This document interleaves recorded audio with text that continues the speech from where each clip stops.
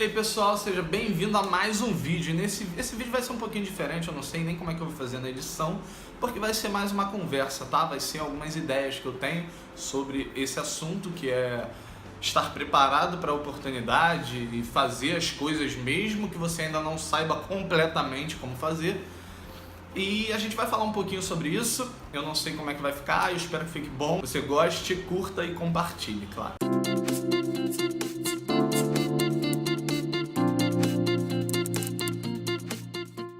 Então, o que acontece? Durante a minha carreira de programador, eu me deparei com algumas pessoas e algumas ocasiões onde a pessoa, sei lá, tinha uma ideia ou tinha algum conhecimento, mas ela nunca conseguia concluir um projeto ou colocar aquela ideia para rodar, tá? Para funcionar de fato.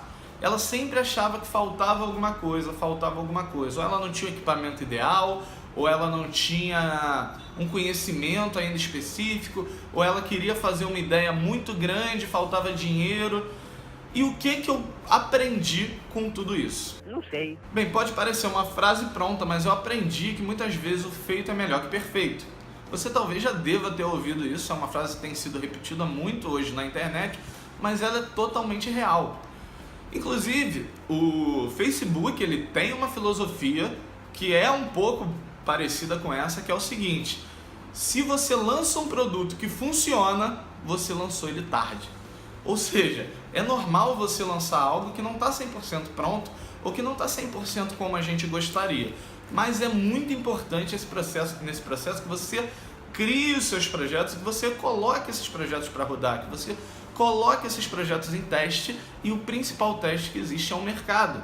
É você colocar ele à venda, colocar à disposição, colocar para que os usuários acessem e te digam se aquilo é interessante ou não é, tá? Eu tenho um caso muito interessante que, algum tempo atrás, eu resolvi fazer um curso de jogos, né, em geral, mas o meu foco era criar jogos para celular.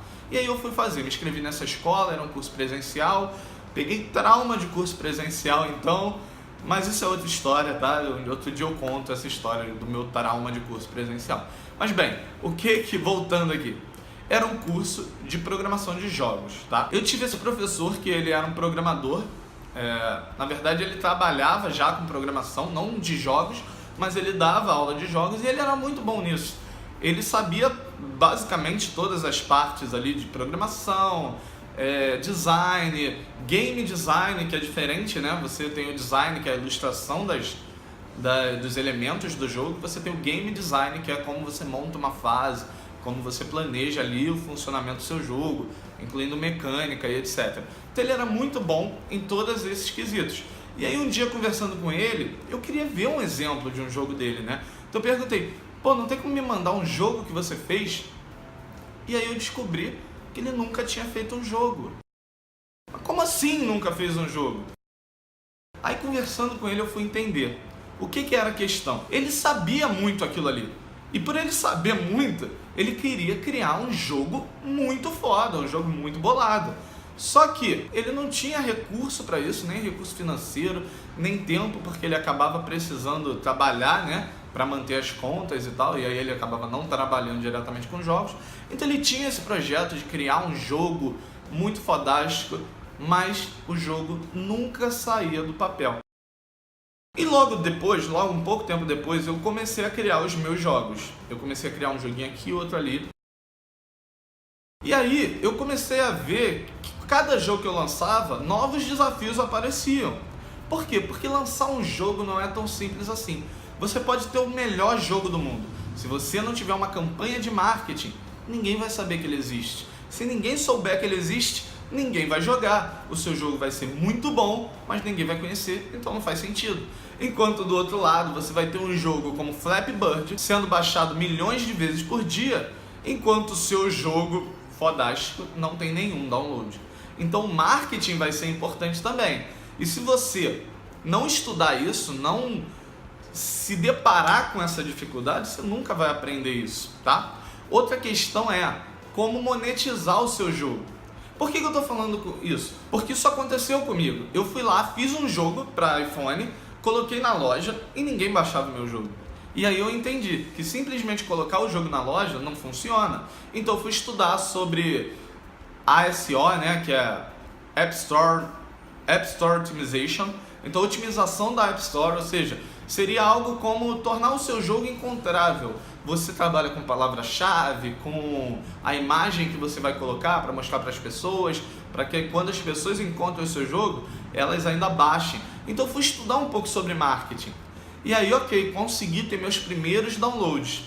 Logo depois disso, já tinha um jogo, já tinha pessoas jogando meu jogo, só que eu não conseguia fazer dinheiro com esse jogo. E eu fui entender que eu precisava estudar sobre monetização. Qual a melhor forma de monetizar um jogo? Inicialmente eu simplesmente tinha lá uma propaganda e eu tinha um botão para remover a propaganda se o cara pagasse $1. Só que quase ninguém comprava esse remover a propaganda, tá? Ganhava algum dinheiro com o anúncio, mas não era suficiente porque eu ainda não tinha um volume muito grande, ainda estava aprendendo sobre marketing, então não tinha um volume muito grande de usuários, então a propaganda não dava muito dinheiro.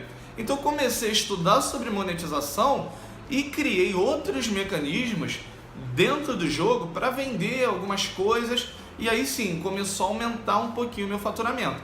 Com esse aumento de faturamento eu reinvestia em marketing e aumentava o número de usuários e aumentava o faturamento, tá? Isso eu levei também para os meus aplicativos. E hoje já faz 7 anos que eu vivo basicamente de criar os meus aplicativos e colocar na App Store. Mas eu comecei lançando o primeiro aplicativo e falhando, entre aspas, porque eu não tinha sucesso com o aplicativo, eu não tinha download e eu não tinha faturamento. Só que aí eu fui estudando, tá? O que acontece quando você não lança o seu aplicativo, você espera ter o aplicativo ideal? Você tem uma falha épica. Você tem um aplicativo foda, um jogo foda, só que ninguém conhece e ele fracassa. Só que é um fracasso grande demais. Se é para fracassar, fracasso pequeno. Existe uma filosofia no Vale do Silício, que é o berço da tecnologia, que é o fail fast, ou seja, fale rápido. Faz um MVP, é o produto mínimo viável. Faz o seu jogo o menor possível, coloca na loja, depois vai melhorando ele. Seu jogo, seu aplicativo, o que for, entendeu? Você tem que começar pequeno, porque você vai ter dificuldades que você não consegue prever. Não adianta você criar o aplicativo melhor do mundo se depois dele criado, você passou 1 ano investindo o seu tempo, criando aquele jogo, aquele aplicativo, e no final desse ano você vai perceber que você vai precisar investir 20 milhões de reais em propaganda para aquilo fazer sentido. Então qual que é a moral da história?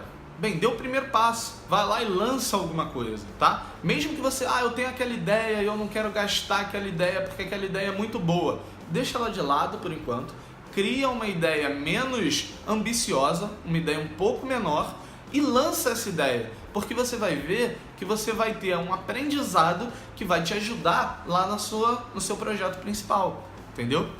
Então é isso, eu espero que você tenha gostado aqui desse vídeo. Deixa aqui o seu like, compartilha com algum amigo seu que tenha uma ideia que nunca tira do papel, tá? E se inscreve no canal, claro, para não perder nenhum vídeo, e até o próximo vídeo.